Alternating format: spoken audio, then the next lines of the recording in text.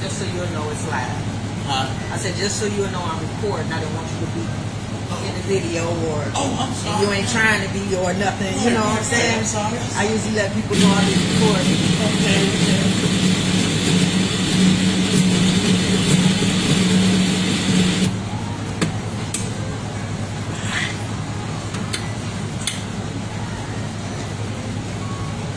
Good morning,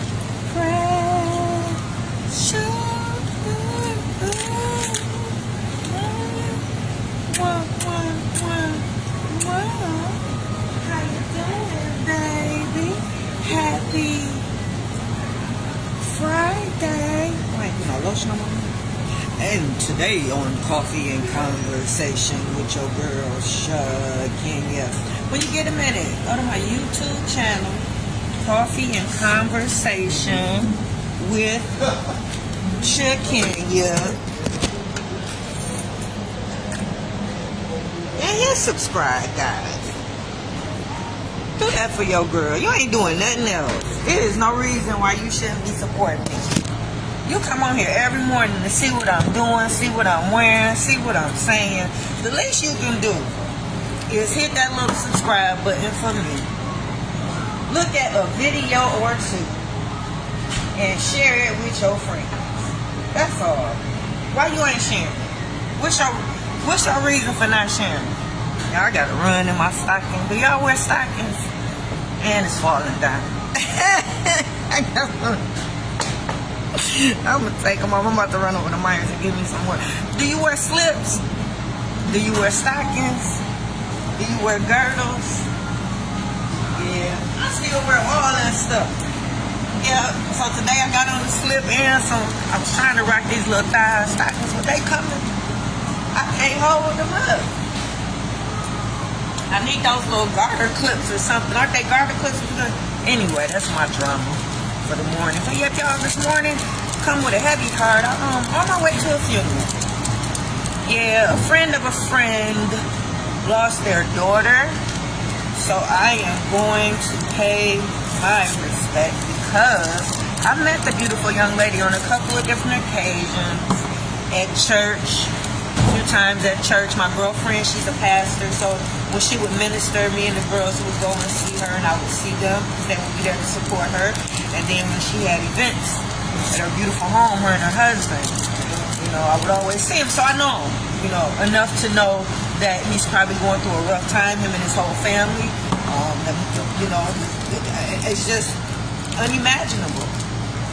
Yep, I don't think parents are supposed to bury their children, right? So yeah, it's very sad. I'm hurting for him, and it's like him and his family, and it's like wow, right? So it slipped my mind that the funeral was today, so I done jumped up, got myself together, and I'm on my way, right?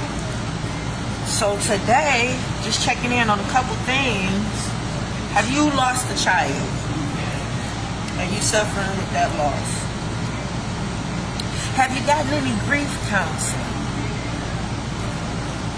Finding it hard, and even if you have found yourself to be getting adjusted and living and trying to get your life back after that tragic loss, you know, I still would suggest that you go and get some grief counseling or talk to a therapist just to kind of make sure, you know, as a little added crutch, just to see, and even a support group, I think would be very helpful for you if you have lost a child, because you're not supposed to bury your children, they're supposed to bury you. So it's not normal, but it happens every day, right? So when it's your time, it's your time. So you just never know. But it's unfortunate, it's not normal. And so if you did decide to go talk to somebody about it, it would be a good thing and to do so, right? Have you been through all the 5 stages of grief? You don't know that they are, yes, 5 stages of grief that you typically go through. Yep. The first stage will be denial. Yeah. First stage will be denial. Second stage will be anger. Yeah. Third stage would be bargaining. If you did this or that, maybe it wouldn't have. Maybe you can do something. Oh, depression. And then acceptance. Accepting that this is what it is. This is real life. You have to deal with it, right? I know. Me, myself, I would never put myself in a position or on the same level as someone that has lost a child and grieving. But I have definitely felt all these stages in these 6 years. I know it's unimaginable. Just because when I equate it with that, even though I try not to, because I don't want to wish harm. I'm happy that my child is still here. I'm happy that all my children are still here. I pray for them every day. I thank the Lord for them, still, regardless of the situation and what's going on, right? But the loss is similar because I don't see her. I just know through other people that she's still here, she's still alive, but I don't know how she's doing. I don't hear her voice. I don't hear the "I love you, Mom" anymore. I don't feel the hugs. The love is not. So it's. I have to go through all these 6 years without her being in my life. I've had to go through all the 5 stages of grief, right? Because I still have to live. I still have other children that I still have to be there for in whatever capacity they want me to be there, right? Because I still been going. I haven't stopped working. I still got to pay bills. I still have people that depend on me for the program. I still have people that depend on me to clean my contract for my, so I still have to live. And in order for you to continue to live and regain and capture some sort of life or normalcy, you have to go through all these stages. And sometimes it takes for you to have to go through a support group or see a mental health professional or some type of grief counseling to help you get through these 5 stages, help you recognize them, help you to know that they are there and you have to do this, and it's part of that process, right? So yeah, I feel so empty at times, right? So his daughter was close in age with both my daughters, like in the middle somewhat, so it's just a lot tugging on me to where I felt the need to get up this morning, go to the funeral, right? So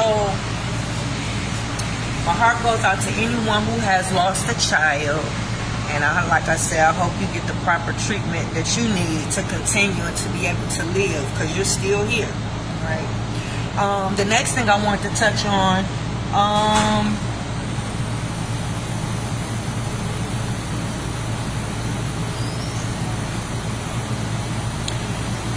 this is going to be a little tough one, okay, guys? Just bear with me.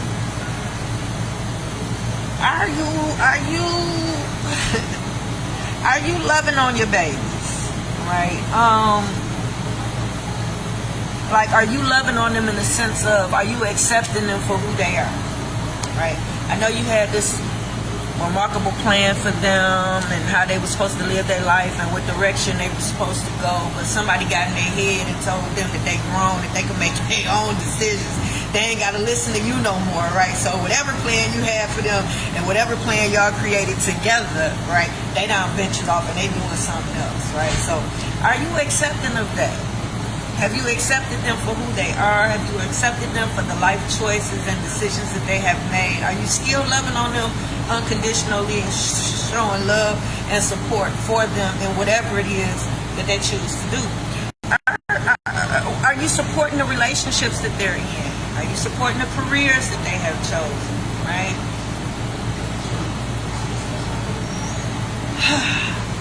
Are you accepting of their sexuality if they choose to live a life with the same sex, right? You have a son who's gay, he likes men. You have a daughter who's gay, she likes women. You have a child that likes both, right? You have a son that feels that he's a woman and dresses like one. You have a daughter that feels that she's a man and wants to be one, so she dresses like one. You ain't on board with none of that. You was happily married with your husband or your wife all these years. You done brought this child up in church. You done, live this life. You don't even know nobody that's gay. You don't even know what's going on. But how are you handling it? Are you accepting your child as such? Have you accepted that lifestyle? Have you educated yourself about it? About the LGBTQ community? I know it's more letters, but for the sake of the show. right? Have you educated yourself about it? Do you know what they stand for? You don't? Let me help you out. L stands for lesbian. Yeah, it's a woman on woman. Yeah. G stands for just gay. Yeah. Same sex. Right. You can look this up. I can't give you the full definitions, but I want you to go look them up so you can educate yourself. B is for bisexual. They like both. T is for transgender. Those are the ones like what's his name? Bruce. How he changed his name to Caitlyn. Had alterations done. That's a transgender. Some people call them transformers. That is very disrespectful. Yeah, I just want you to know that that's disrespectful. Yeah. If you didn't know. But I do know somebody, I've heard somebody say that. Yeah. Q is for queer. Yeah, they probably don't know where they belong.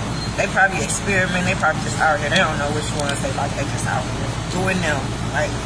But there are others. You have a questioning. Some that's questioning their sexuality. They don't know exactly what they want to do and what they want to be, right? Same as queer, maybe. Intersex. You got asexual. You have allies, people that just rally along and just cheering for them, advocating, maybe. Pansexual. That's typically somebody I think that will love you no matter who you are. Yep, I believe a pansexual will love you if you're gay, straight, queer, transgender. Just, I love you. Bring it all, right? And you have a two-spirit. Yeah, it's a lot, right? So depending on where your child falls, what they look at themselves as, what they, masculine, what are they presenting as, masculine, feminine, educate yourself on it. Educate yourself on the community, find you a support group if it's hard for you to accept, because the last thing that I would want you to do is treat your children the way people treat them out here in the world, right? A lot of people are not accepting of this lifestyle, so they're not too quick to jump on board and respect your child's wishes. I've been in situations where I've witnessed somebody calling a man who's dressed and presenting as female, him, and kept saying it. And he's asking, can you not refer to me as that? I am considering myself she, her, or however way she addressed herself. She wants to be respected as a woman, right? Now, and it was looked at as being disrespectful for that person to keep saying he, right?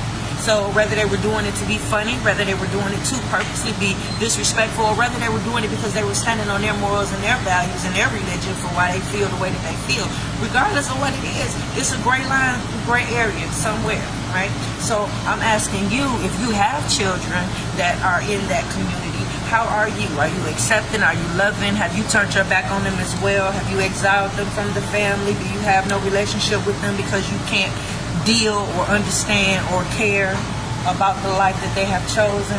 Yep, I just serviced 2 families not too long ago where the child was acting out, and when we had the family meeting, it came out one child was acting out because the parent wouldn't allow them to dress like a girl.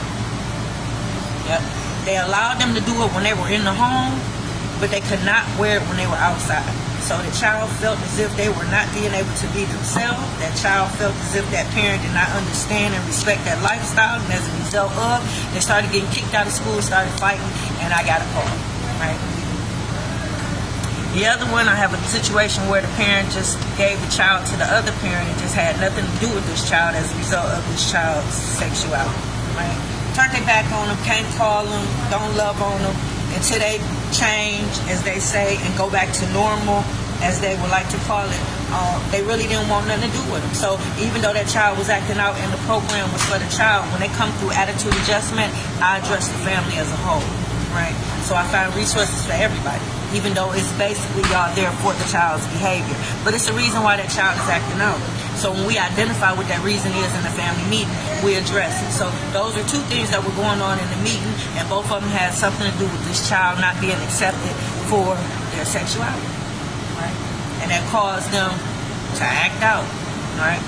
I'm going to get paid no matter what, but I'm glad that I was able to help them figure out what the problem was, and hopefully when I follow up with them in 90 days, changes have been made, right? meaning that when I follow up with this one family in 90 days, they're going to let me know if they have allowed this child to dress how they want to dress to express themselves. That's going to be a big challenge because that was something that the mom had to do. Yep. When they end and leave the family meeting, everybody has something that they're supposed to do. Chances are the children have a list of things that they're supposed to complete in 90 days, and the parent has a couple things that they have to do in 90 days. So when I follow up with them and we figure out how the child is behaving, has anything changed, is there any additional services that I need to provide for y'all, then that's something that we'll figure out when we figure out if you did what you were supposed to do. All right? Did you give them their phone back? Did you allow them to dress the way they were supposed to dress? Children, did you watch your anger? Did you, whatever they were supposed to do, they committed to do that within those 90 days. So I'll see in 90 days if the mama allowed the child to dress the way they want to dress, and then I'll see in 90 days if the other parent came around into the child's life since we've had the meeting. So I'll keep you guys posted. I am about to go, and enjoy your day.